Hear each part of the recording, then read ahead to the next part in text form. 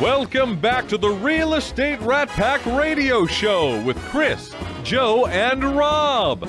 The crew is taking your calls, so dial in at 1-800-808-5548. You know, it's Mike's fun, on. you know? We're once again we were having our own conversation Between the about break. insurance and life insurance and proper investment strategies here. We got a great brain trust here today. Yeah, I'm absolutely. learning some new stuff. And Well, you know, that's always when I know it's a fun show, or at least it's good information. we're having fun. I don't know if everybody else 90% out of the there is time, having fun. I'm totally selfishly motivated when I ask questions because it's something I want to know. So I just figure that if I have the question, I'm sure there's got to be somebody else out there with the question. There's a lot of parents that have so. them too. Yeah, absolutely. So, you know, let's talk about that. We were, talking about kids with the life insurance. I was saying during the break that, I have a mix of whole and life for myself, but each of my kids have a $25,000 whole life policy. And you said you've got some different ideas on that. So why don't you guys chime in on that for our folks out there listening with kids and what's a good strategy with the kids? As you're talking about your kids, let me talk about mine. You know, one of the things that when you're talking about protection at the beginning, if you don't have any, you should start with term. Why? Because that's the more buck for your money. The more bang for your buck. The thing is that only lasts temporary. So it's like your mortgage. You're going to pay that for 30 years. So if you have 20-year coverage, that means that 20-year and an hour, you're done. Or you're stuck paying way more than you more probably can afford. You can have a policy right now where you're paying $300 a year, and that will become $20,000 a year in 15 years. And you may or may not afford it, depending on what your age is. When you're talking about your kids, you're talking about whole life. Whole life was a concept when it started that actually was the first time that the life insurance industry and the financial industry married together. Why? Because financial sector has always been known for the rate of return, whether the life insurance sector has always been known by the tax advantages. So you marry them together and you have money that is growing with tax advantages, and on top of that will give you some protection. So first came love and then came marriage? There you go. So the same thing goes here. So the whole life was a great product, and it's not that it's bad, but it's not the only one when it started. Why? Because, banks were paying you 10% in your savings. I don't know about you, but mine doesn't pay that anymore. So you know what, if you want to know what different options you have, again, talking to a professional makes sense. But talking about, whole life, both my kids have life protection. And most people do like $25,000, and that is good to get started with.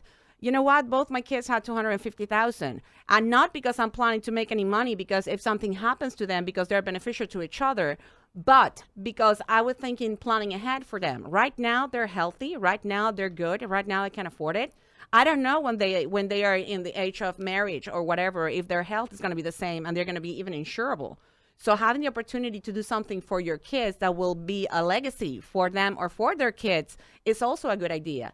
And there are different kind of, opportunities and products and programs out there that will allow you not only to have, some protection, but also to have the upside potential of your money making up to the 15%, which you will never get in your whole life.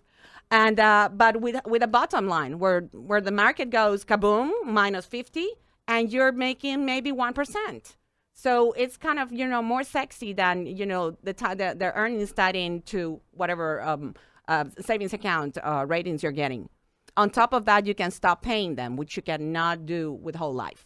So there's, knowing what you have available sometimes put you in the better place to actually make more with what you have currently. Are they sometimes convertible? Yes. Term life convertible will actually allow you that. Let's get Rodolfo his insight, please. Yeah, I like the answer. I love the answer. And one of the things that I recommend everybody who's listening is there are different type of financial planners or insurance agents. There are the ones who says permanent policies are the best in the whole world. And there are the other ones who says term insurance are the best in the whole world. So what I try to analyze is, we need to be analytical and seeing, what is the benefit. Both of them, they have advantages and disadvantages. We have the term insurance, You have the advantage, it's going to be inexpensive. It's going to be very accessible. But the disadvantage is only going to last between, let's say, between 5 to 30 years, just to give an example, right? Mm-hmm. Now, we have the permanent. Of course, the disadvantage is going to be more expensive than the other one, but it's going to last forever. So the question that you need to ask is, how long would you like your insurance to last? That will be the question that you need to ask yourself. And, we always like to put this example, buying a term insurance is like renting a house. Mm-hmm. I cannot commit right now to buy a house, but I can only rent, and that's the only thing that I can pay. And I don't want to commit because later on I might go and live in another place. And then we have the permanent policy where it's like buying a house. You want to live in that you want to get a mortgage, you want to stay there for a long period of time. And the other thing that I tell you guys is there are actually 7 reasons why people buy life insurance. And you can add your own reasons, but there are basically 7 reasons why people buy life insurance. Number 1 is to provide burial expenses, funeral expenses. A lot of people, they buy insurance to provide that. Number 2, people buy life insurance to protect against their mortgage loan. Other people buy life insurance to pay college tuition. In case of something happened to me, my kids, when they are kids, they can go to school if something happened to me. The other one, a lot of people, they leave money to charity. It's amazing how they want to leave a legacy to their churches. They want to leave a legacy to their places, the charity, The number 5 is pay for taxes. Number 5 is income replacement. If something happened to me, at least my income is replaced. And the last one is pay off debt. So what I would recommend, go sit down with an expert. They know, like, for example, if I want to know about real estate, I'm going to go and talk to Rob. If I want to know about mortgages, I want to go and talk to Chris. If I want to learn about credit repair, I want to go and talk to Joe. So my recommendation is go and talk to these people who are the experts in their field. Good advice. I totally agree.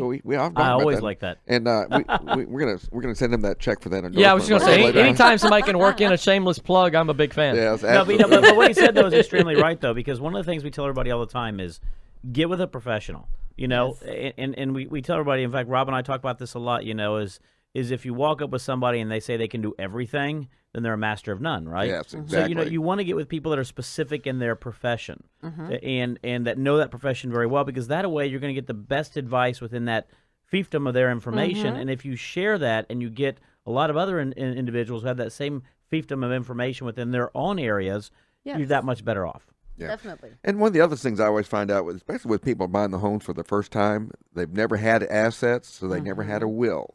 Yes. Right. And one of the first things I tell people is, you've got an asset now.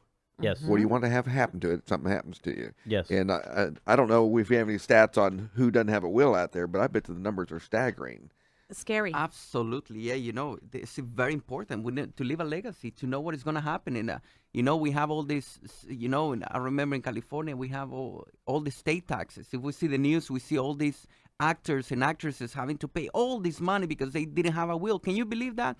Those wealthy people, they don't have a will. And so yes, go and sit down with an expert, and so they can give you more advice in that. And forget about assets. Do you have kids? Exactly. You know what? This system doesn't allow you to, I leave them to my mom and they will take care of her. If you don't have a will and you don't have, custody document and, notarize, your kids go to the system, go to Child Protection Services the minute you kick it. I always tell people, if you It don't have a doesn't will, matter. the state of Texas will write one for you. Yes, they and will. they will. And most called people isn't probate. aware of It's that. called probate, exactly. Yes. So it's a very important asset. So let's go back to talking about getting ready to get, down payment, preparing for that.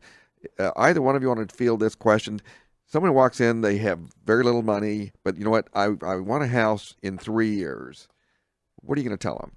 You need to create a bucket for that. You need to create. I mean, that's part of your plan. You know what? As Rodolfo said, mentioned before, you have to know what it is that you want, and depending on what you want, the professional you will sit with will customize a plan for you to do that. So let's say you want to buy a house in 5 years or in 3 years. Okay, how much do you want to put on down payment? How big of a house do you want to buy? You want to buy, a condo? You want to buy a $50,000 unit? You want to buy $300,000? It's different. Are you planning to put a down payment? Do you plan to put at least, 20% so you don't need to pay for PMI? or not, what it is that you want, and you then start a budget on that, and that's part of your payments. That's part of your monthly thing. Every month, you need to save for that before you make any other expenses. Pay yourself first, right? Is that pretty much what you give advice on? Pay yourself first. Absolutely, and you know, it's to be honest, guys, sometimes it's not easy to save money. You know, but if you have a goal, if you want to buy a house, go and make the budget. You know, it's not easy. Today in the morning, I didn't want to wake up to go and exercise. It's not easy to go. Be broke here. It's not easy to do that. But I recommend everybody to start saving money. And if your goal is to buy a house, start saving money from that. And if your goal is to get out of debt, it's gonna require a lot of. To get out of debt, it's gonna create a lot of discipline from you guys and from everybody. But you know what? The rewards when you're going to your house and you say, "Man, I can afford to do this." You know, I don't have problem buying the house. You know what? Another thing that I recommend to people is, let's say I want to buy a house and I need to save, let's say, $1,000 a month. You know, and in order for me to buy a house and to get ready in a year from now or 2 years from now. Why? You know, a lot of us, we need to maybe look for another alternative. Maybe going to have an extra business, an extra income, an extra, whatever it is. Maybe I can learn a new career. Maybe I can learn a new skill. Maybe I can learn something new. I can start making an extra $2,000, $3,000 a month. I always recommend, because I was reading the story about the United States, you know, 1980, late 1800s, early 1900s. 95% of people, they used to have their own businesses. Yes. 5% of people, they used to work for somebody else. Nowadays, it's the opposite. 95% of people, they work for somebody else. Only 5% of people, they have their own business. So maybe you can have an extra income. Maybe you have that idea. That's something that you had in your heart, that you were good at doing it. And maybe you're good in selling houses. Maybe you want to learn the financial field. Whatever it is, find a new career. You know what? We are coming up against a break. I need both of you to let me know one thing. How can we reach you? Rodolfo, let's start off with you. How can we reach you, if you don't mind? Well, you can call me. My number is 661-371-0664. 661-371-0664. And of course, you're welcome to come to our financial literacy tour that is going to be this coming Tuesday, July 15, in the Marriott Energy Corridor, 16011 Katy Freeway, Houston, Texas, 77094. It's going to be for free, so you can bring all your friends and family, anybody that you think that you can learn about financial, they want to get better in their financial, get on track with their money. Don't forget, come this coming Tuesday, July, 6:30 p.m. You can get more information on our website. Elizabeth, how about you? You can reach me at 832-878-5405. Again, 832-878-5405. I'll be happy to answer your questions and do a complimentary financial strategy for you. And you know, we have our saying of the day, and it's no different from Teresa Kennedy. Be gentle with your soul today. Yes, you have made mistakes, but you don't have to remind yourself over and over again. Say it one time. You messed up, accept forgiveness, and move forward. So appropriate for what our show was today. Until next time, we are out. And you've been listening to the Real Estate Rat Pack. The question is, who's Frank, who's Sammy, who's Dean, and who's the other guy? Chris is Frank, I'm he's Dean. Dean, and I'm Sammy. Yes, that's right. Yeah. So tune in to the really big show every Saturday at 9 a.m. right here on 100.7 The Word, KKHT.